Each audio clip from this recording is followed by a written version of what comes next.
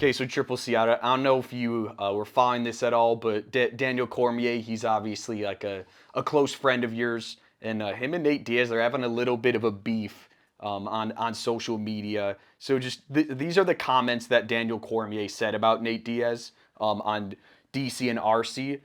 He said for Nate Diaz it was perfect, and he's saying for Nate Diaz not fighting Hamzat Chimaev was perfect. Quote, can you imagine Nate Diaz fighting Hamzat Chimaev? Could you imagine if that happened? Nate Diaz not fighting Hamzat was a gift from God. Like, that is literally best case scenario for him. And then also, Daniel Cormier kind of went on to say, he talked a little bit about Tony Ferguson, saying that he thought Tony Ferguson is a little bit washed and that he should retire. So Nate Diaz took to Twitter and he tweeted out, "Respect your OG, you fat motherfucker." With this video. So I mean, it's just so what do you think of this stuff that like DC seems like a well-liked guy, and you're just seeing these fighters come out to attack him? Like, what's your take on it? First of all, Daniel Cormier gave these dudes a lot of material after he lost to John Jones, him crying. I wish he didn't. The fight game's the fight game. Like, you should never show anything out in public emotionally. So, but anyways, that's just shit that he's gonna have to live with. They're always gonna show him crying. So, anybody that he'll ever beef with, that's what I would do if I was fighting. If I was in a Twitter beef with Daniel or with Paulo Costa, showing Izzy on top of him and doing what he does. Because when you're exposed or you expose yourself, that's just what it is. But man, that's Daniel. That's Daniel. I think he's going the exact opposite of what Dominic Cruz said. The golden fluffer. I mean, nobody. I mean, it's hard to make those predictions because what if Hamza Chimaev really did make 170 pounds and he really did struggle? Was 171. That pound really helps, but he really struggled to make it. How would he be the next day? Nate Diaz, he's good off of his back. He's submitted people off of his back. He can throw triangles. He can throw a bunch of things. You know what I'm saying? So I think that being said, I just feel like there's or even the way he caught Tony Ferguson. But just going back to the whole Daniel Cormier, these are all predictions that we could make. The dude's never fought, and my prediction, other than Daniel, would be, what if Hamza really did make that weight, but he struggled making that weight? Guys, it's different, man. You won't show up the next day. You can lose to anybody. You see what I'm saying? So we're talking about something that wasn't even real. And that's a bold prediction for Daniel, but I also understand why Nate Diaz did what he did. But it seems like Daniel really likes to has been a little more verbal with everything that he's been doing. Obviously talking about Tony Ferguson, how he's washed up and things of that nature, and he could be right. Even though Tony did look different, his this last fight, he was doing really good against Nate. Chopping down the tree, taking his legs out, obviously to eventually getting submitted. But Tony has just been through too many battles, and I just think the Tony that we knew a few years ago, 4 years ago, he's just not the same. And I just feel like Justin Gaethje did not help that process. What else you got, Michael? No, yes. I mean, do you think Nate Diaz crossed the line though? I mean, Daniel Cormier's a two-division UFC champion, an Olympian, and like it seems like by all means, like in all accounts, that he's a good guy. Like, do you think Nate Diaz crossed the line, or can you see from Nate Diaz's perspective if you were in his shoes, like, and you saw someone say that? No, not really, because if you're gonna give it, you better take it. If you're gonna call somebody out, then they're gonna call you out too. This is the name of the game.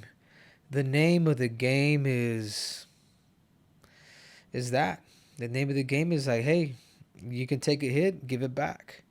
And no, I don't think so. And I think for the most part, Daniel gets it, man. Daniel understands the brand. He understands the brand, and he understands that that's the way, that's what he has to do in order to sell the damn ticket, in order for him to, even for him as the former light heavyweight and heavyweight champion of the world, to continue to keep staying in the spotlight. I know Daniel. I know his humor. He loves the pro wrestling type stuff. So he's just playing the games ladies and gentlemen. That's all he's doing. He's just playing the game. So do you think behind the scenes Daniel Cormier maybe is even like laughing at this stuff as we are? Like, do you think he's taking it harshly, or do you think he is? Yeah, I think he's laughing about it, but I'm sure it also kind of stings a little bit. You know what I'm saying? Especially, seeing him cry after he lost to Jones, like that old, like, with the lip out, like that one's hard, but it is what it is. What are you gonna do? You know what I'm saying? There's nothing that he could do that's gonna probably make Daniel feel any worse or any better. And if that's what the beef is between them two, then that's cool. But I can tell you at the end of the day that Daniel respects the Diaz brothers. You know what I'm saying? Like, maybe he should choose a little bit of his choice of words, but not really. Not even then, because he is an analyst. Just like me. A lot of people don't like my analytics or anything like that, but I have to speak the truth. Could Daniel be right? I mean, yeah, if Chimaev was 100%, yeah, I could see him ragdogging any of those 70 pounders. But if you struggle to make 170 pounds, yeah, you would have been in trouble. So the card worked out the best that you could have really asked for. You know what I'm saying? I believe UFC 279, right? Or 280. 279. Yeah, UFC 279 was trending. I mean, it went from being one of the weakest cards, quite honestly, one of the weakest cards in the whole thing to to one of those surprise cards that you're like, damn, I will be willing to pay $100 to watch these two dudes fight.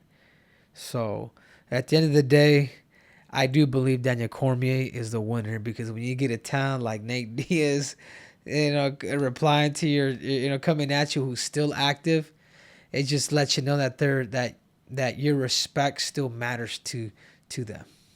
No, I think it's like with you and Conor McGregor, you have that beef. There's something about when you talk about him, he wouldn't be responding to you if he didn't care about your opinion and if he didn't respect you a little bit. So do you see a little bit of the parallels there with the beef you always have with McGregor? Yeah, exactly, and sometimes and I really do feel like, even like with McGregor's like recent clips, I feel like he's taking my advice, not whining on a bunch of stuff that he's doing, to changing his range on his stance, not being so wide, things like that. So yeah, of course, Conor McGregor, he respects me because I've been there, I've done that.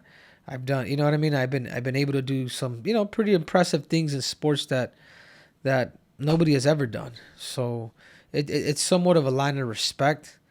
But I think at the end of the day, man, like Nate and Daniel will be able to come together and whatever, dude. It's the fight game. They'll see each other. I don't think Daniel would try to fight him. I think Daniel's too smart for that. But maybe Nate.